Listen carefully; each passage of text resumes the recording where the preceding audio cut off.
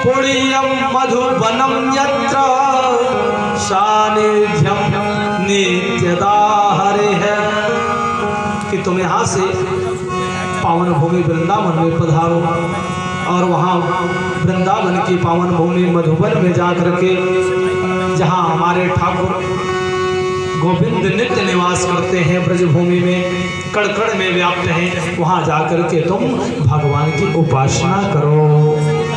और इस प्रकार देवर्षि नारद ने कहा, हे पुत्र, मैं तुम्हें एक ऐसे मंत्र का जाप करना बताता हूँ जिस मंत्र के जाप करने से शीघ्र ही भगवान की प्राप्ति होगी। जपयास्य परमो गुह्यः श्रूयताम मे नृपात्मजं यं शब्दरात्रं प्रपद्यं पश्यति केचरन्। वो मंत्र कौन सा है? ओम नमो भगवते वासुदेवाय। इसलिए हे पुत्र, जाकर के इस द्वादश मंत्र का तुम जाप करो और भगवान जो करुणा के सागर हैं, भक्तवत्सल हैं, वो अवश्य तुम पर करुणा करेंगे। इस प्रकार ध्रुव जी ने नारद की परिक्रमा किया और परिक्रमा करके प्रणाम किया, आशीर्वाद लिया और जाकर के मधुबन में भगवान की आराधना में संलग्न हो गए। इधर नारद जी पधारे तानपाद के यहाँ महल में और तानपाद ने कहा, हे संत भगवान, हे देवर्षि नारद, मुझसे बड़ा अन्याय हो गया। सुतो में बाल को ब्रह्मन स्त्रीणा निर्गणात्मना निर्वासितः पंचवर्षः मात्रा महान कवि। मुझ जैसा स्त्रीण जो है, मुझ जैसा कामी जो है, मुझ जैसा विषयासक्त राजा जो है, आज अपने 5 वर्ष के पुत्र को महल से बाहर निकाल दो। इसलिए मुझे अपने आप पर पश्चाताप है। देवर्षि नारद ने कहा, हे राजेंद्र, आप अपने मन को दुखित मत करिए। और ध्रुव जी जिस मार्ग पर गए हैं वह सत्य मार्ग है, नारायण की अवश्य उन पर कृपा होगी। और ध्रुव जी जाते हैं, 1 मास तो भैया 1 महीने 3 दिन के अंतर से जो है वह कैद के और बैर के केवल फल खा करके उपासना करते हैं। दूसरे माह में 6 दिन उपरांत जो है केवल घास व पत्ते ग्रहण करते हैं। तीसरा महीना जैसे लगता है 9 दिन के बाद केवल जल पी करके भगवान की उपासना करते हैं। चौथे महीने में श्वास को जीत करके बाहर भीतर उपरांत वायु पी करके 12 दिन में उपासना करते हैं। 5वें माह के आरंभ होते ही श्वास प्रश्वास को जीत करके एक पैर से खड़े हो करके और ध्रुव जी ध्यानस्थ हो जाते हैं।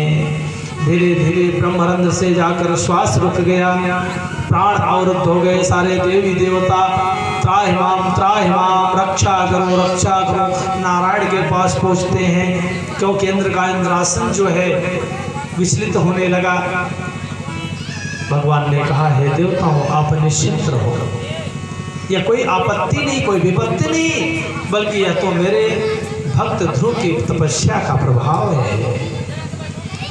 नैव वेदामो भगवन् प्राणरोधं चराचरस्य। देवताओं ने कहा, हे भगवान, हम सबके प्राण अवरुद्ध हो रहे हैं, इसलिए आप कोई सुगम मार्ग बताइए जिससे मेरी रक्षा हो, मेरी व्यथा, मेरे दुख समाप्त हो। भगवान ने कहा, आप निश्चिंत हो, मैं स्वयं जाकर के ध्रुव जी का दर्शन करता हूँ।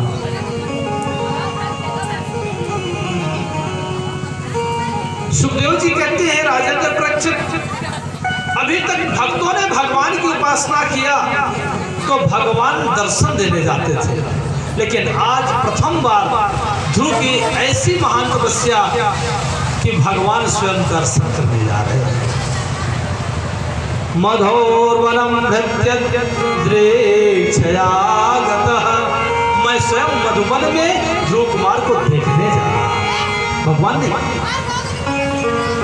कृतांजलिं ब्रह्मेण यमुना स्पर्शं बालं कृपया कपोले।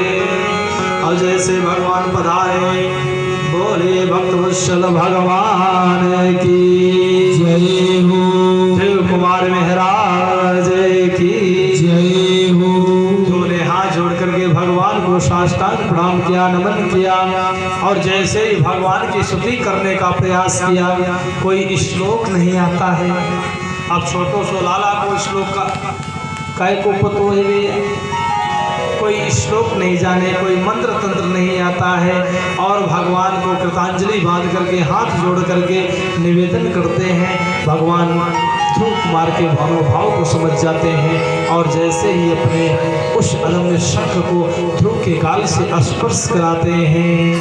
मोकम करोति वाचालम पंगुम लंघयते गिरिं यत् कृपातमहं वन्दे परमानंद माधवम्।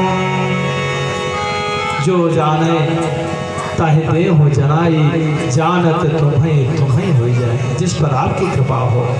ध्रुव जी ने भगवान की कृपा से सारे वेद वेदाख्या ज्ञान अर्जन किया और हाथ जोड़ करके भगवान की स्तुति करने लगे। यो अंतः प्रवेश्य मम वाच में